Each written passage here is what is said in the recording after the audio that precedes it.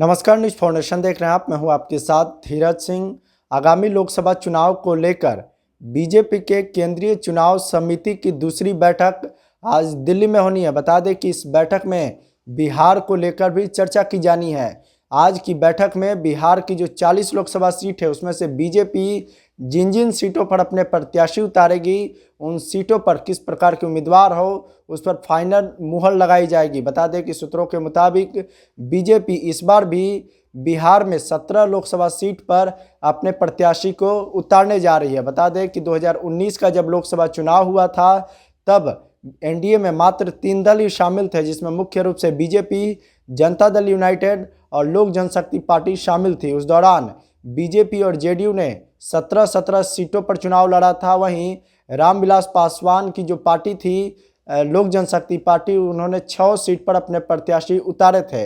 लेकिन 2024 का जो लोकसभा चुनाव होगा इसमें पूरा समीकरण बदला हुआ है। एनडीए का जो स्वरूप है बिहार में वो काफ़ी बढ़ा है। इसमें नीतीश कुमार की जनता दल यूनाइटेड की एक बार फिर से वापसी हुई है। इसके साथ साथ जो तमाम छोटे छोटे दल है बिहार में, चाहे बात चिराग पासवान की हो, उपेंद्र कुशवाहा की हो, जीतन राम मांझी की हो और पशुपति कुमार पारस जो कि लोक जनशक्ति पार्टी का ही दूसरा भाग है, इसके अलावा मुकेश सहनी की अब एनडीए में एंट्री होने जा रही है। ऐसे में 2024 के लोकसभा चुनाव में सीट शेयरिंग का क्या फार्मूला होगा, इस पर पिछले कई दिनों से लगातार बातचीत चल रही है। अब 1 से 2 दिन में इस पर फाइनल मुहर लग जाएगी। लेकिन आज जो बैठक हो रही है केंद्रीय चुनाव समिति की दिल्ली में बीजेपी का, उसमें बीजेपी कोटे की जो सीट है उस पर चर्चा की जाएगी। कहा जा रहा है कि 17 सीट जो बीजेपी इस बार लड़ेगी बिहार में, उस पर अपने प्रत्याशियों का फाइनल मुहर लगेगी। बता दें कि 5 मार्च को ही पटना में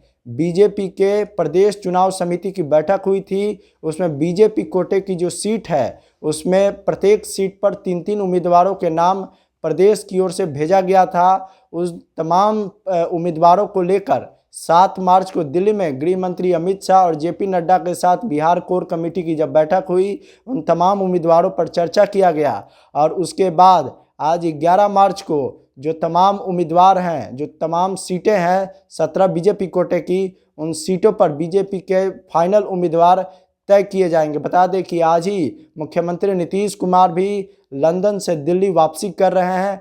कहा जा रहा है कि आज उनकी मुलाकात केंद्रीय गृह मंत्री अमित शाह से भी हो सकती है। सीट शेयरिंग का जो मामला है, गठबंधन का जो मामला है, उस पर भी फाइनल मुहर आज लग सकती है और 1 से 2 दिन में इसका ऐलान भी किया जा सकता है। लेकिन देखना होगा कि आज केंद्रीय चुनाव समिति की जो दिल्ली में बैठक हो रही है, बीजेपी जो 17 सीटों पर अपने प्रत्याशी उतारने जा रही है, उसमें से कौन से सीट होंगे जिस पर बीजेपी के प्रत्याशी उतारे जा रहे हैं। कहा तो ये भी जा रहा है कि 2019 के लोकसभा चुनाव में बीजेपी जिन जिन सीटों पर अपने प्रत्याशी उतारे थे उसके मुकाबले इस बार कई सीटों में बदलाव भी देखा जा सकता है। चूँकि इस बार गठबंधन का स्वरूप बदला है, जो दल है वो एनडीए में बढ़ा है। ऐसे में कुछ सीटों को अदला बदली भी देखी जा सकती है।